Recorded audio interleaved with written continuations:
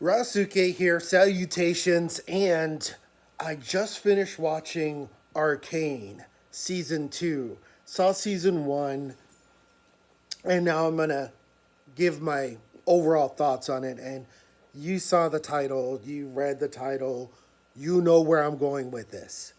So let's get into it, shall we? Now, first off, the artwork on this is amazing. I don't consider it anime style.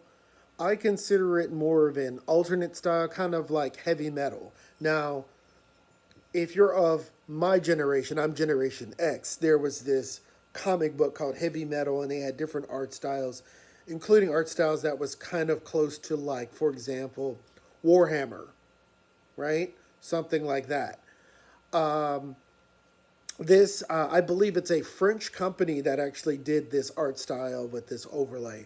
Now, there's some very anime esque things about it, but overall, I would not consider this anime at all, not even close. I would just consider it another art style, alternate art style. That's probably the best thing I like about Arcane. That is it. Now, welcome, welcome, my friends, to the empire of estrogen.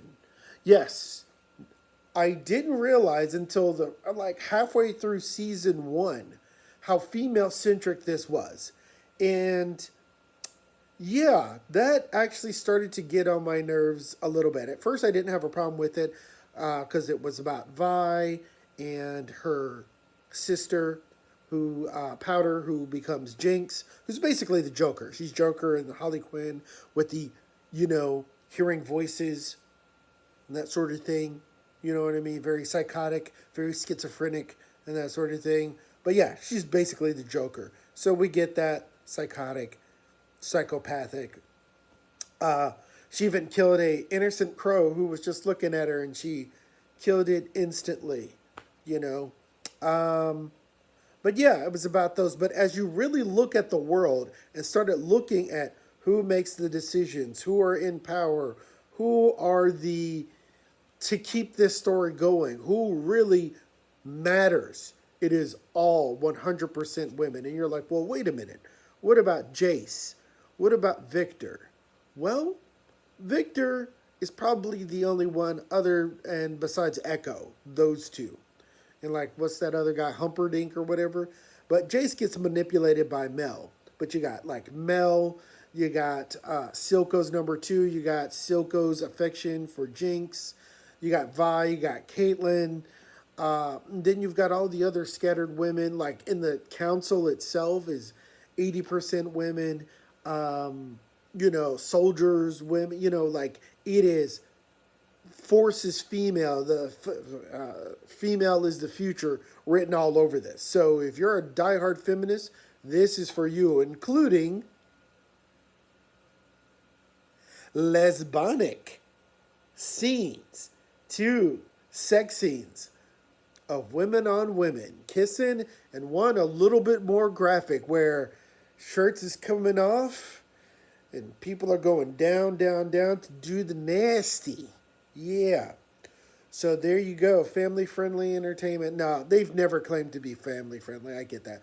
They curse and they, you know, throughout curse words all the time. So a little bit of, sexual deviancy is in there. But anyway, yeah, if you really look at all of that, it's definitely the empire of estrogen. Now, Pilter or Pilsner, which is a beer by the way, whatever it's called, and Zahn.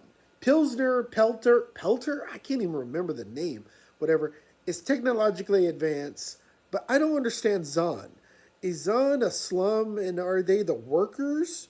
Because if it's the workers, I mean, they never show that. I don't see any factories. And the world is so small. Have you noticed that? It only shows Zahn, which is like the slum underworld or whatever, and it shows Pilsner, whatever it's called, Pelantar, or whatever it's called, right? And it shows how technically advanced are with their enforcers and things like that. But it deals a lot of things what they skip with storytelling, like doing music videos instead of actually storytelling. And season two, somebody was popping mushrooms and snorting cocaine because it became totally Lovecraftian, totally psychedelic, totally just far out, man. Like totally crazy, man. Like you don't understand, man. Like I take this and like my mind escapes the body, and the body, it just goes off the rail, and nothing makes sense, right? Yeah, he just when Jace was doing his whole little story arc in the alternate dimension, that was boring. That was really boring, and there's no explanation.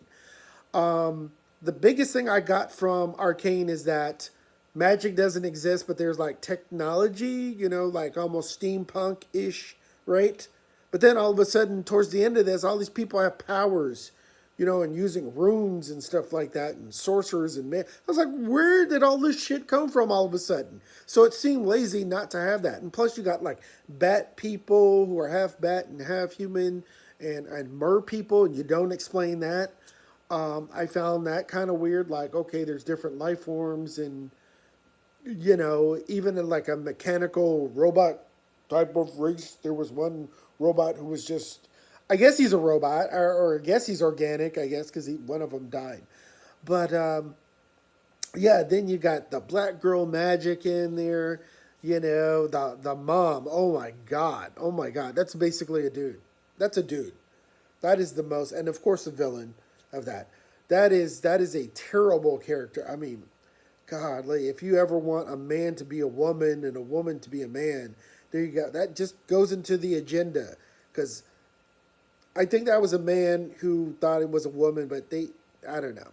And the voice too was just so raw, just such a barbarian, just a slop. Just, oh, I hate it every time that character shows up. I was just like, ugh. And by season, halfway through season two, I didn't like Vi anymore. I didn't like Caitlyn anymore. I didn't like Jace anymore. The only two people I really liked was Echo and the Humperdinck Gizmo Mogwai person. That was kind of it. Other than that, the story is about a time loop where Victor is trying to give Jace the magic crystal thing to stop the paradox, and every time he gives them the crystal, it has a different rune on there to stop the paradox, so this future wouldn't happen. That's basically I got from it, and that every time he does it, it's a different reality.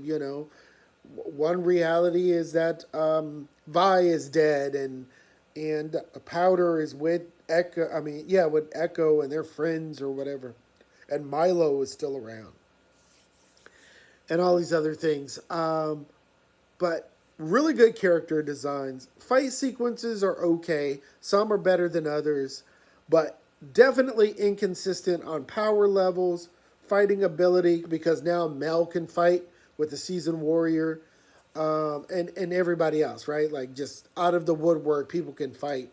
And towards the end, when Silco is dead, and his second in command, which was that female robotic with a robotic arm, she's on the council member because, of course, she's a woman. We got to get those DEI hires, people.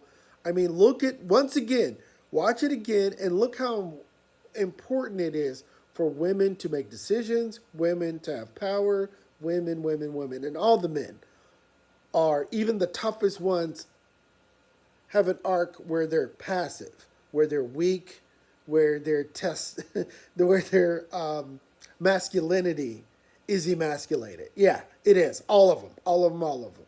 Right? And I find that very compelling. So it's definitely not for me. You know what I mean? Some of it is okay, but godly, the whole world. That's why I said it's an empire of estrogen. Anyway, on a scale of 1 to 10, I'm going to give it a 4, and it's just for the visuals. It does get emotional. Let me say that. Oh yeah, 4.5. I'll do the 0.5 for the emotion, because Jinx And Vi, that was good for a while, and then they ruined it by going back and forth, back and forth. You die, you don't die, and die again, and people you thought was died comes back, and whatever. It just, like I said, it's a mess.